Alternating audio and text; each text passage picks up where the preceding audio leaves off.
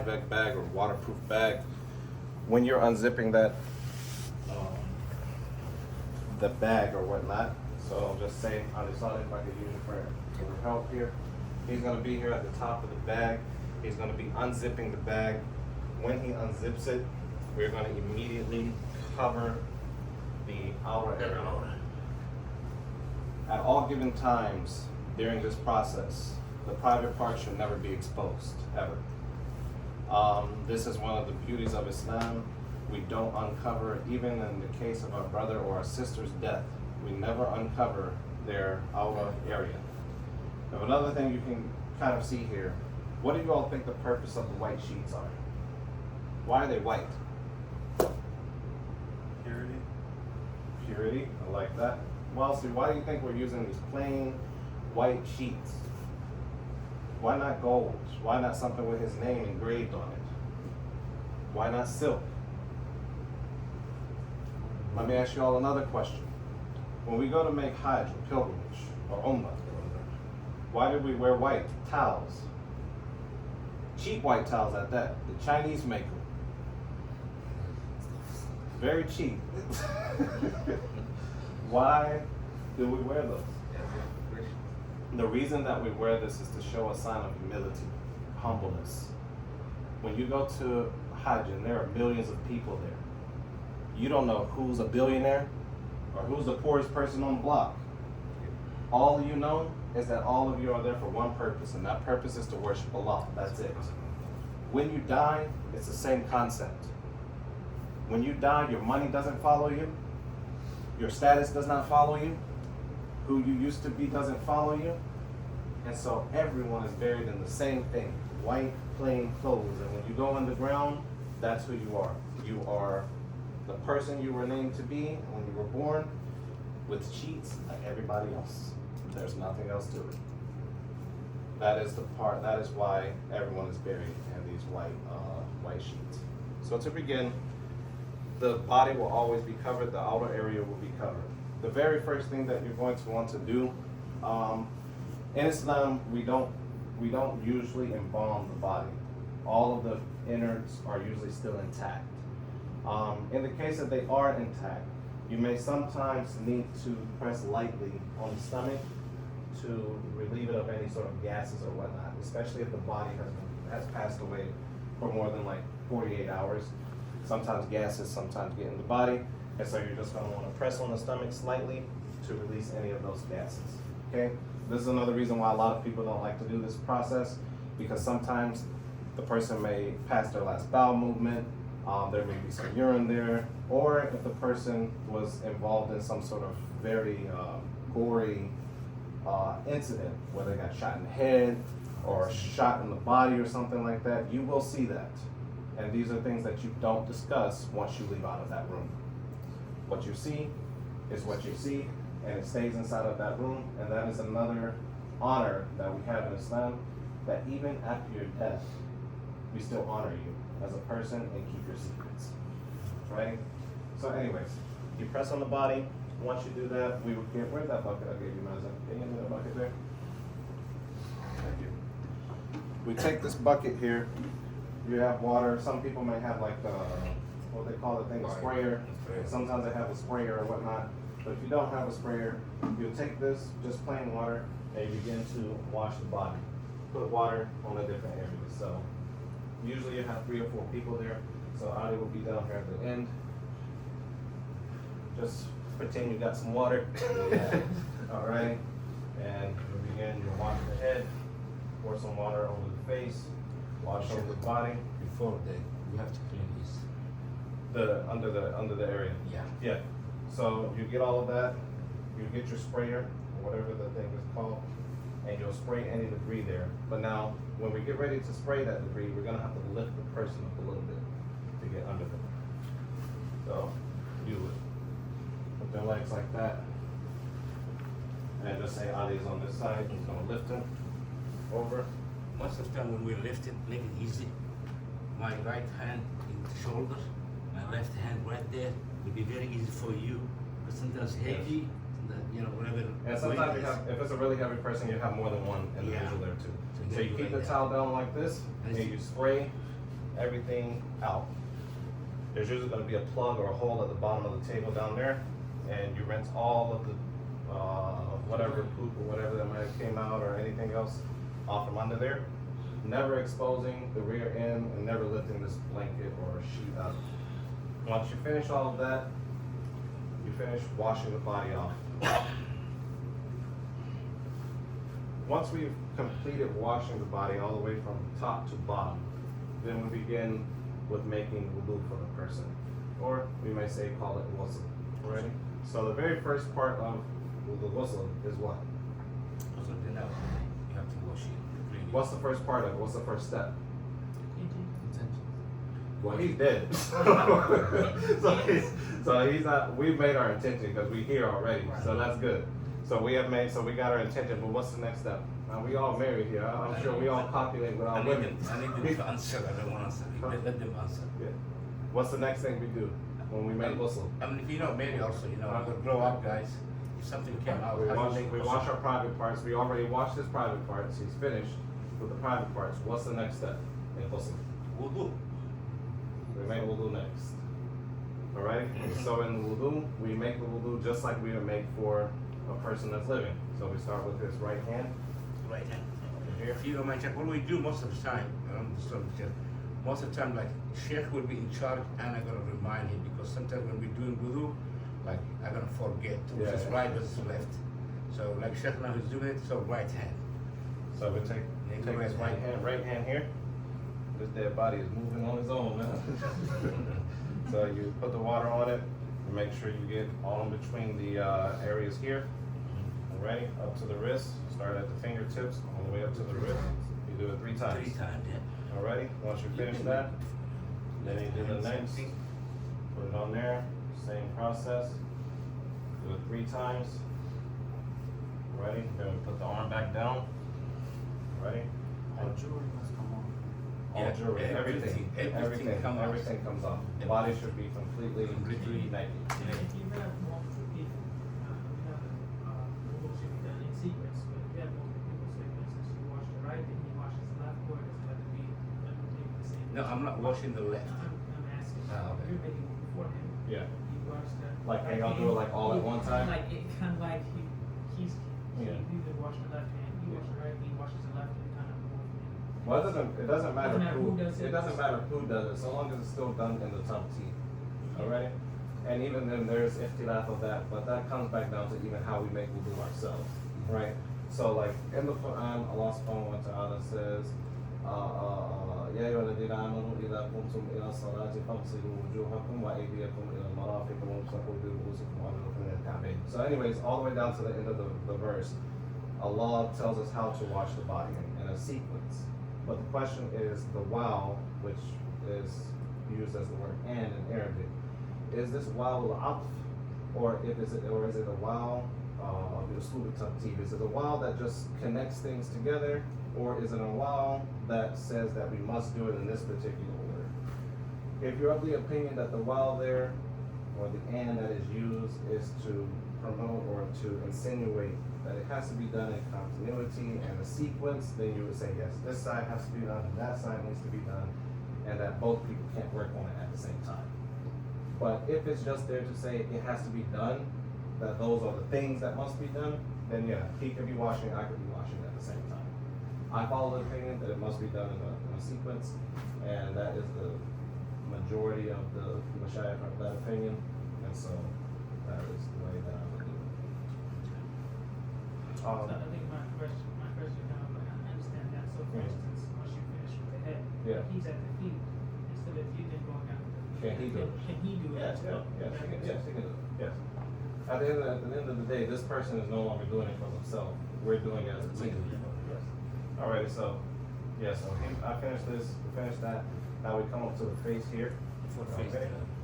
We're gonna look, clear anything off of his nose. Some people might open the mouth and like wash over the teeth or whatnot. We don't do that. But- because if it goes water inside, it can come. Well, not like a bunch of like Yeah, spray. some like spray or something. You just take your finger or whatnot, you Yeah, have yeah, gloves yeah, on, yes. and you go through the teeth Yeah, exactly, like that. yes. Alrighty, just to clear any debris, because when you're washing the body, you don't put water in any of the openings. So you don't put water in the nose, anything in the mouth, because it can get trapped in there, like I said. So you'll lightly go over that, and then you'll go over the face 3 times. 1, 2, 3. Once you finish that, what's the next step? Guys, Yes, arms. Alrighty, so we go down to the arms. We do the same thing. You start from the fingertips, you go all the way up to the elbow.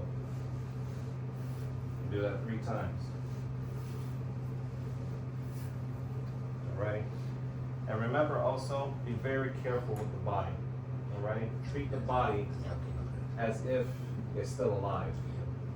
You have a lot of times where you go to a morgue, they don't care about the body. They're sitting there throwing it all around. Sometimes rigor mortis has set in, so it's a little difficult to deal with the body. And people will sometimes break bones, right? And you don't want to break your brother's bones or your sister's bones while handling them. Alrighty? So you'll finish that, and then we'll go on the other side. left, same side. The same thing, so go ahead, you can demonstrate it, Shadi. Down, 3 times out the chest head. Alright, put that back down like that.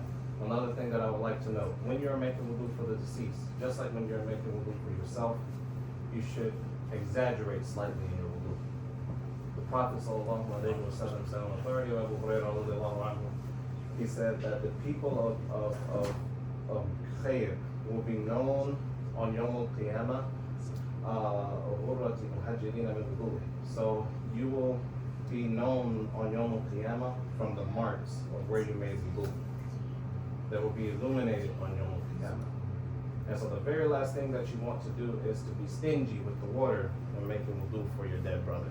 So make sure that you get him nice and moist with the water and don't skimp out on that. So once we finish with the arms, the next step in the wudu is what? Yes, the hair.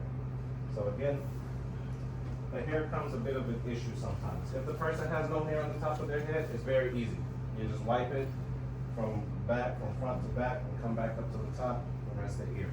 Remember, not getting much water in the ears, you just slightly go over it. However, if the person has long hair, what do? For most African Americans, that's not going to be an issue. But how? We have to loosen it. We have to loosen it, and then you're supposed to part it into 3 parts and braid it, and pull it to the back is what you're supposed to do. So you put it in plaits or whatnot, and you put it to the back of the head. It don't gotta be fancy. Again, they're not jumping up out of the casket and going to the club or going to Jumu'ah to make salat. They're dead. So just enough so that it's 3 parts, and then you plait it or whatnot and put it to the back. But in the case like they have short hair or whatnot, or hair that can't be tamed or grabbed in 3 parts, you just wipe over the hair as you would in wudu, go all the way to the nape of the neck, come back up, and you're done. What's the next part after that? Ears. We finished the ears. We finished the ears. What's next? Feet. Yes. So then we go down to the feet. Wash the feet. Start from the top of the toes, all the way up to the ankles, 3 times. Then do the same here, 3 times. Alrighty, now we're finished with that. Once we do this, now we usually are going to this table right here that we're on, this imaginary table. We're going to take a piece of cloth, we're going to move him over a little bit to wipe under him to dry the area, and then pull him on this side and dry under him so that it's completely dry. And then we're going to take these sheets that Ali is standing on, and we're going to pull them under him. How we pull them under him, I'll show you all in a minute. But there's one thing that I want to say here. Well, the next thing that I want to say here is, once we finish the wudu, there is some opinion that you anoint the areas of sujood with perfume. A lot of times, sometimes what I've seen in many places, they just take a bottle of oil or camphor or whatever, and they just dump it on the sheets. I don't really know where that came from, All I know is that you're supposed to put oil on the parts of the body that make prostration.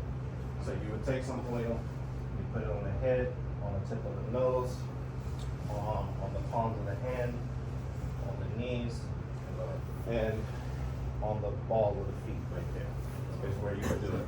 Ready? As far as just dumping it on the shrouds, I don't know of any textual proof that proves that that is okay, but that is sometimes what I have seen done. So that's that. After that, once we finish the wudu, what is the next step of ghusl? Yes, we wash the whole body. Before we wash the whole body, there's something else we need to do. Same like ghusl al-janaba. It's It's the ghusl al-janaba, ghusl al-jum'ah, ghusl in general. How do we make it? How do we make it? We gotta do a workshop on ghusl. especially for you too. Yes. Yes. So you take water and you dump it over the hair, all right, to make sure that you get the roots of the hair wet. Once you've done that, then you put water over the entire body and be sure that the entire body is wet. After that, we have completed the entire ghusl or washing part.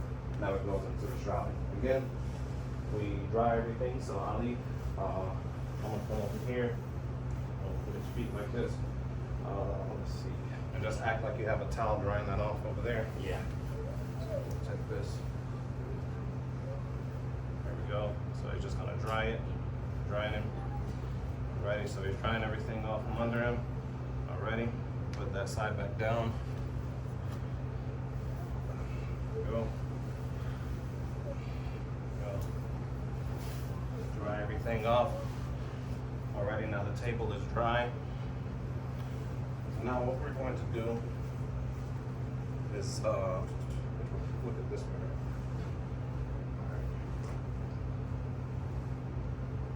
Actually, we do it's an easy way. You flip it halfway, push it closer. For example, it's like go on the knee to the right. Right. It's easy to do. Now, just take it from here, come back from here. What we're gonna do, Chef? We're gonna take it from here. It's not much going to we're gonna put this inside. And still we're gonna cover the outer. Yes. Now, I will come from here. And then The I'll, same thing, and he will pull it out. Of course, now my brother, never given back in his age, is still alive. When somebody passed away, sometimes it will be very, very heavy. yeah, There definitely. is no soul in it. Dead weight. There we go. Alright, so now he's here. We make sure it's in the middle.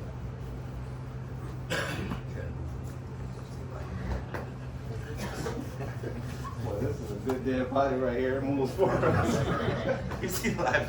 It's like, listen, man, you ain't in the ground yet. Move. And I'm like, he got to be before. Alrighty. Oh, God. So we have 3 sheets here. The first sheet that we're going to have is going to basically go over his body. All of them go over the same in the same manner. The only difference would come if you have a lady. If you have a woman, there's going to be a smaller sheet that's going to be up here at the top that they call either hijab or scarf or whatnot. You will put a slit in it and you will bring it over her head to cover her bosom. That'll be the 4th sheet. And then you're going to take another one to put around her head to cover her hair. In case 4 sheets for the woman. 5 sheets. Alrighty? One covers the bosom area, and then the other one is used as a hijab. For a guy, you don't need that. For him, what we're gonna do,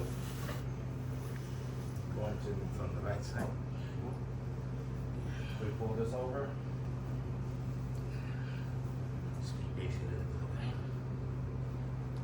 but it's not, you can't breathe anymore. Alright. Take that one there.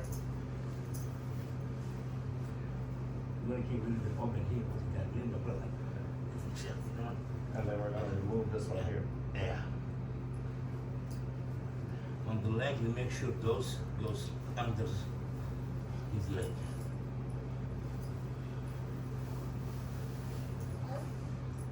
Goes here. You all see, we just took that towel off without uncovering his elbow. So all of the wet parts, because that's gonna be soaking wet by the time we get done with the ghusl. This one's gonna be soaking wet. It's trash. So you throw that one in the trash. Now, Next. do this. That. You take the next one.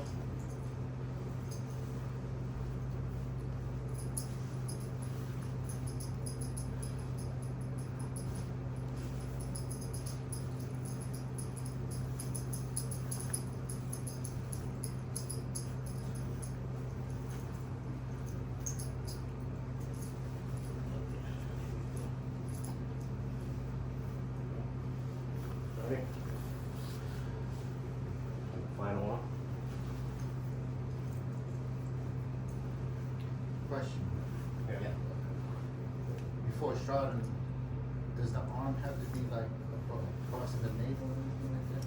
There's a, you'll find in some of them that they say that the arms should come up where you make the salat. So you put one, just like you make salat. So you put the left and your right over it. Yeah, like that. But however, you can leave them on your side as well. Sometimes it's very hard to do it like that. So you let If you don't get the body within 48 hours, it's going to be pretty much almost impossible to do that unless you break the arms. They loosen back up. Huh? They loosen back up. They do, but during that period, it's still kind of hard. So I mean, unless you're going to wait till that 3rd or 4th day, but you got to do it immediately as possible.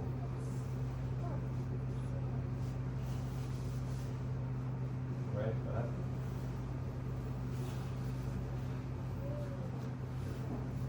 It's actually comfortable. Yeah, it's already done. There's 4 of them? 3. 3 of them. Good. Finish this here. Now we take these ties. Should use at least 3. One goes at the bottom of the feet here. I've seen some people that tie in here Yeah. to just cut, just to tie the end of it. Some, they might tie it here at the ankle. Once you tie it, I'm not gonna tie it all the way, just enough for demonstration. That's it.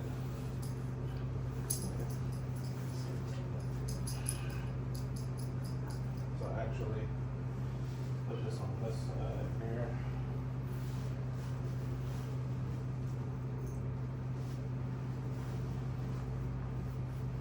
Middle of the torso.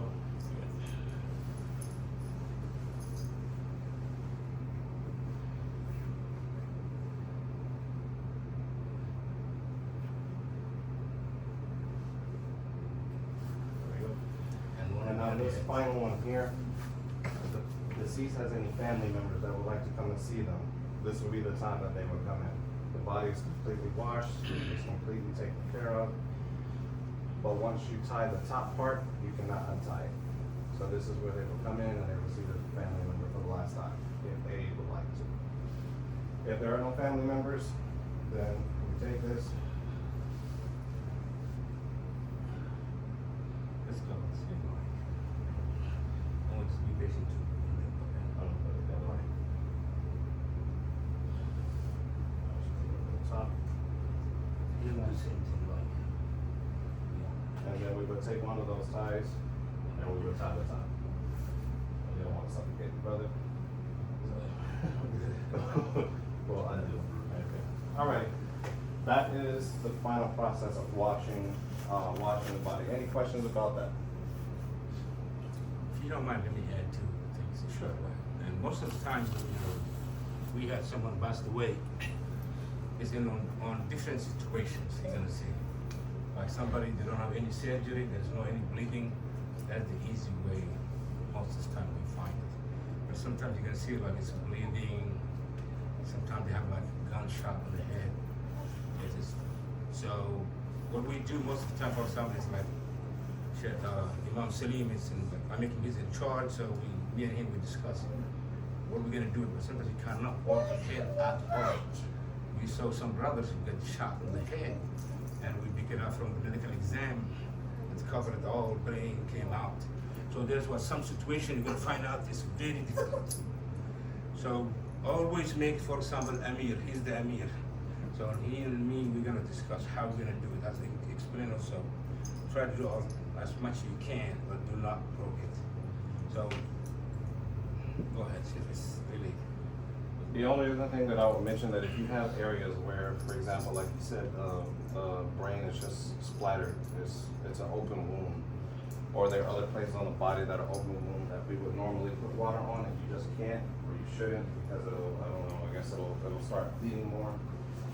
In that case, you could also use tayammum.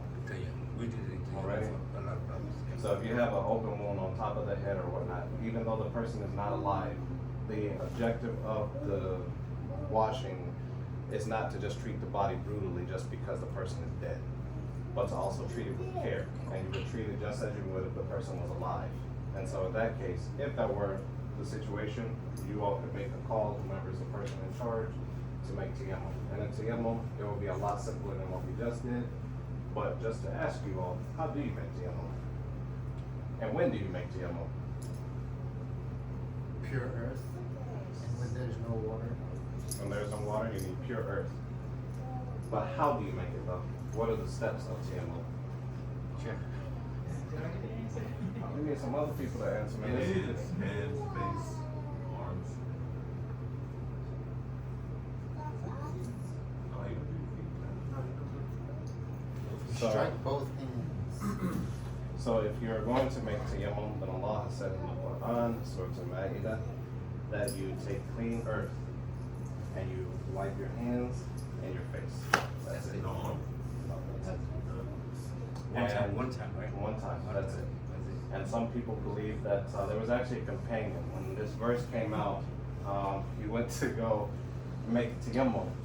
And so he thought that in order to make tayammum, he had to treat it as ghusl. And so he literally was rolling around in the dirt like a pig. So he was rolling around in the dirt, and the Prophet asked him, what are you doing? And he said, I was making tayammum. And the Prophet ﷺ said, no, this deen is easy, it's not difficult. You just wipe your hands and your face. Another misconception to that is, when we say clean earth, it doesn't mean that you actually have to go outside and find some dirt. You actually could get some dust off of your counter. Everyone got some dust on their bookshelf, right? Or somewhere, your dashboard, you may be out traveling somewhere. You probably got some dust on your dashboard. You wipe that dust off of there, because that is dirt at the end of the day. You wipe your hands, and then you wipe your face one time, and then you're done with that. Same thing with the body. You would wipe the hands, and then you wipe the face, and then that is it. So I question, so you would strike, the person who's washing the body, would strike their hands on clean earth, and then do that? Yes, yes. There is one time where you would not shroud the body and you would leave the body as is. Does anyone know when that is? You don't, yes, when you die in war. Or if you die as a martyr. Yeah. Because you don't necessarily just have to die in war to be considered a martyr. What are some other instances in Islam where we might be considered a martyr but we weren't at war? When we drown. Fire. A fire. What's another one? Falling from a height. Falling from a height. What's another one? Cancer. Cancer. A plague. So people who, for example, it could be said that people who died during COVID-19, that their body should have been left as is. Unfortunately, most people did not follow that protocol because we just treated it as a medical disease or whatnot, and it just We went did through. some like tayammum. You did it with tayammum? Yeah. And a lot of that was done because people who were doing the procedure didn't want to be in the room long enough with the person. Exactly. But I think they eventually said that like you couldn't catch COVID from a dead person. I don't know. There's so much stuff said about that. But It's confusing. When they first found out about AIDS. say it again. They treated COVID similar to AIDS when they first, like people were scared if somebody had AIDS, touch them. Where's the bathroom? It's back there. So that's one. And another one is if you die whilst protecting your family from something. So there was a brother I know in Atlanta. he, somebody had set him up to do a home invasion. They set him up. It was actually his daughter, actually. She was married to this guy. The guy was a train wreck, and the father came to rescue his daughter, actually, from the guy. And the guy didn't really care for that too much, so he set up a home invasion to kill him. They came into the house. Everyone was in the house unexpectedly. So the father had everyone go to the second floor and exit out the window. By the time everyone exited out the window, his wife made it across the street and she looked back at the window. He was getting ready to go out the door or go out the window, and the guy shot him in the back, and then she said she saw his brains and stuff splatter over the glass. That is also someone who dies as a martyr in that case. So anytime you have something like that, you bury the person just as is. You don't change their clothing. You don't do any of that. But now I have a question. We live in the United. You don't shroud them either. But the problem is we live in the United States of America. You cannot bury someone like that legally. If you do, you got some serious charges perhaps coming your way. So what do we do in that case? No. Just put them in the shroud. You do the least amount of steps that's possible, putting them in there. So whatever they have, when you get them from the morgue, you just wrap them up without doing anything else, and you proceed as normal with the Janazah procession. I've heard that is also considered martyrdom as well, but I'm not sure. I will have to look at it again. But if you know the answer, let us know. It's like I'm not really sure. So those are the steps for that. We went over the steps for a lady. Again, if a woman dies, it is by default women should come in and wash the body. In the case that there isn't anyone available, then of course then the man obviously has to come in and do it. However, it should not just be one person or one man in there. There should be multiples in there that are washing along with him, and so on and so forth. We're done with this part. The next part would be the prayer situation. One question. I hate to be this person, but No problem. it does have. So what do you do when you find not a whole body, but parts or A half of the body or pieces. I'll let Ali answer that one. You guys killing me today. I hope that person died as a martyr. Well, so because sometimes a person must die, no one knows, and then by the time they get to the body, either animals or the elements or something, and we find what you find.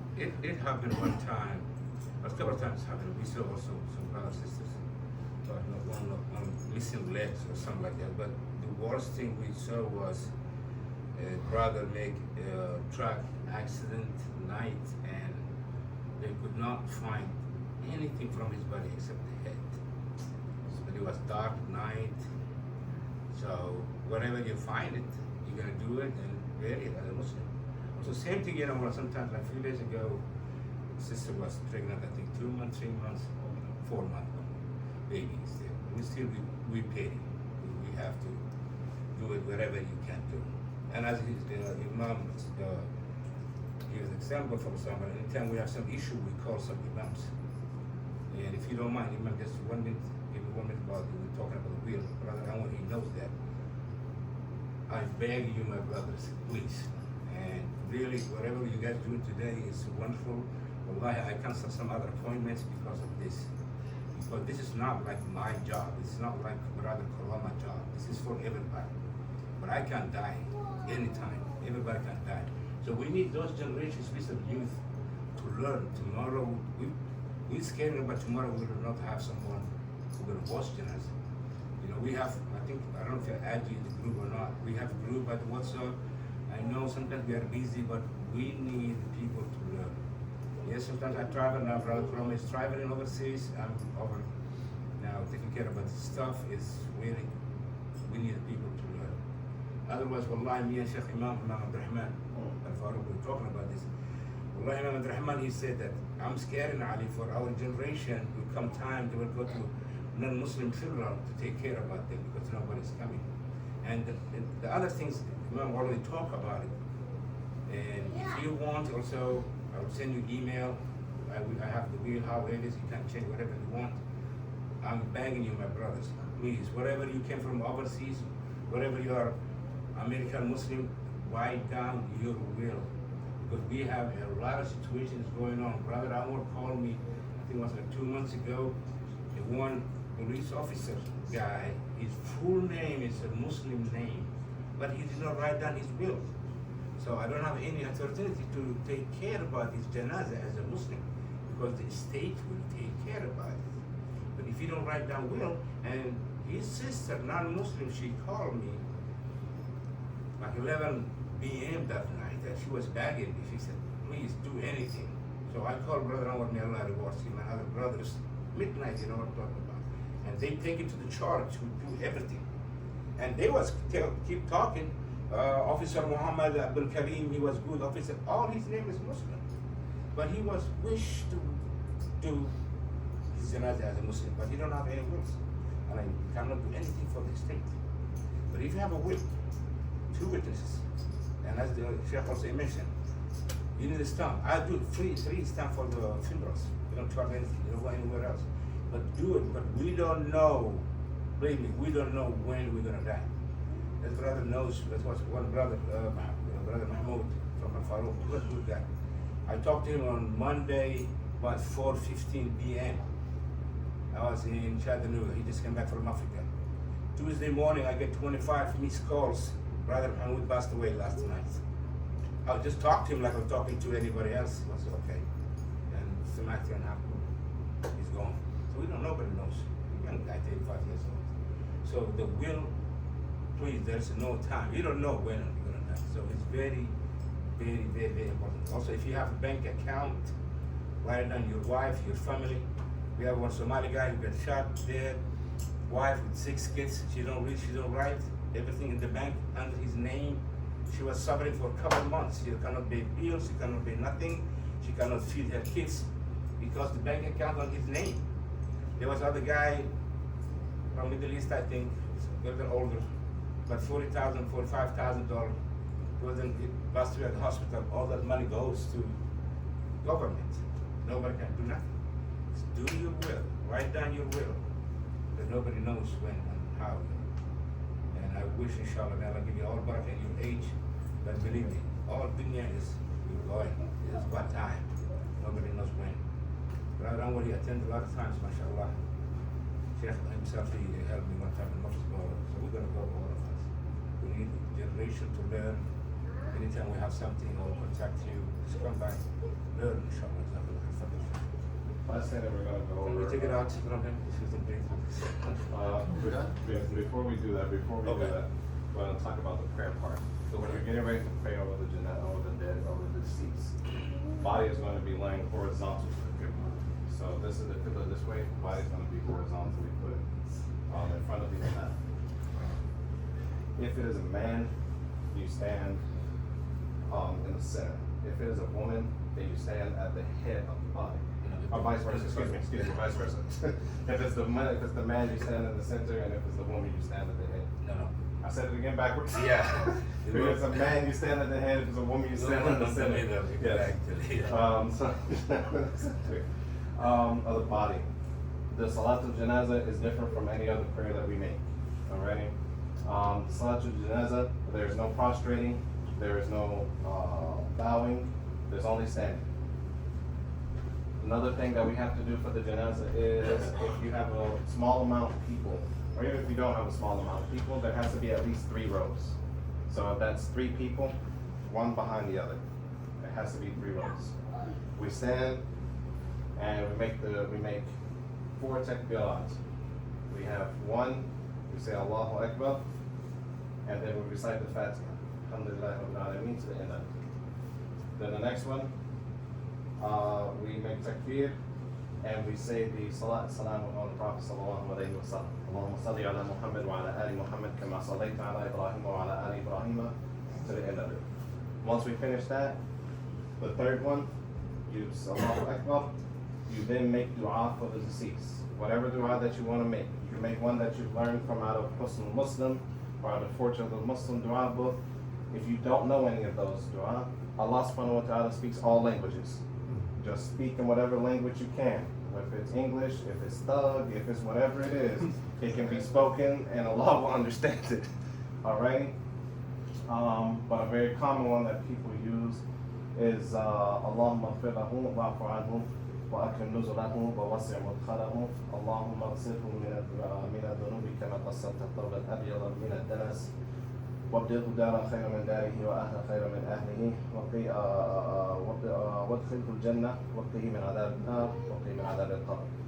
Oh Allah, I ask of you to forgive him and to pardon him, and to make his grave spacious for him.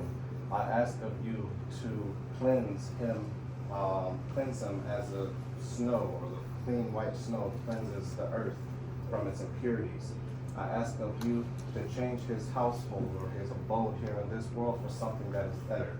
And certain hadith or certain versions of the dua, it says, and also a family better than his family, and a wife better than his wife, and to give him the paradise and to save him from the hellfire.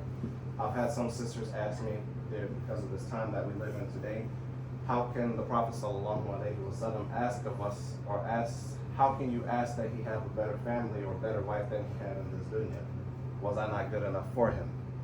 The answer is, just like we ask for our children, and we ask for, in my opinion, this is what I've said to them, just like we ask for our kids, we want the best for them. When they have an upgrade in life, we want Allah to give them better.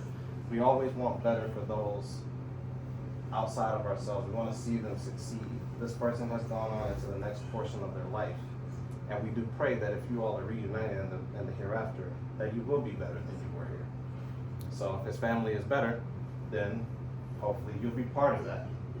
I mean, and if you weren't, then I guess you just won't be with him. But I don't add that part. I don't add that part. But that's just the reality of it. Living in the hereafter is not the same as living here, and so all of those emotional feelings that we have at that time, you don't want to step on anyone's foot, especially if it's a wife involved. You don't want to make her upset or mad during that time. She's already going through it, so please try and find a very wise way to explain that to her, and whatnot. But you can also make other du'as and supplications for the person. Finally, once you finish your du'as, whatever it is, you can make it long, you can make it short, it's really up to you. You make a final takbir, and then you make the tasleem, or say the salam, to the right side only. According to the Shafi'i madhab, you can do left or right and left, but most people will only salam to the right. Excuse me, to the right, and then you will be done. After that, the janazah process is pretty much finished, other than putting the body in the ground. When you take the body to the ground, or take it to the burial site, you should try and rush to the burial site. A couple of things to remember about that is when you are there at the grave site, it shouldn't be a time where you are reminiscing on the person's blessings or good deeds that they've done. We don't sit around and, oh man, Anwar was a good man and he did X, Y, and Z and X, Y, and Z and X, Y, and Z. We're here to do business, and the business is get our brother in the ground so that he can go to his next destination. That's our job and that is our duty. So you put them in the ground. When we put them in the ground, you're going to prop the body so that it's facing the qibla, whichever way your grave or cemetery is set up. You'll put the body facing the qibla. That is what we can do in Tennessee. Other states, you can't do that. Other states may require you to have a casket. Other states may require you to have them in a pine box. Other states might require you to have them in a Tyvek bag. Fortunately, here in Tennessee, you don't have to. You can put them in the ground directly like this, so long as you have a vault, which is just basically cinder blocks with wood on top of them. So long as you have that in the ground, that's sufficient enough. And then we begin with putting dirt on the body of the deceased. It is from the sunnah to grab 3 handfuls of dirt and throw them inside of the pit, and then the rest will be put in either by a group of brothers or whatnot. Try and move out the way, let other people do their part so they can go on with their life. Note that the person will not be questioned until everybody has walked away from the grave. And so if you have any last dua that you want to make for your deceased, for your brother, Make sure you make it right then and there. Because once that last person steps away, then that is when their questioning will begin. And that's when they will begin their next journey in their afterlife. I hope that this presentation was a benefit to you all. I really enjoyed it. And if y'all have any questions about it, please feel free to ask them now. We ask Allah subhanahu wa ta'ala again to give all of us long lives filled with good deeds, to bless us, to bless our families, to bless our children, and to give us honorable deaths. Deaths where we have people who will pray over us. There are so many times where you find Muslims in very small areas, but they have nobody to pray over them. Or I've been to one janazah, it was in Alabama. There was nobody to pray over this sister. Nobody.